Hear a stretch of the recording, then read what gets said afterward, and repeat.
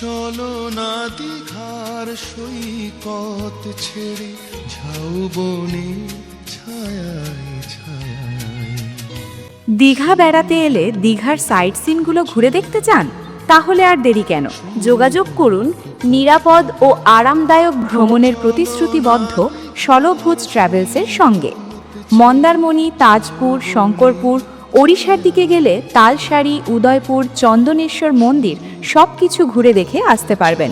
এখানে এসি ও non AC গাড়ি ভাড়া পাওয়া যায়। যোগাযোগ 9474800890 বা 9434815656। পরিবার বা দলগত ভ্রমণের জন্য নির্ভরযোগ্য পরিষেবা প্রদান করা হয়।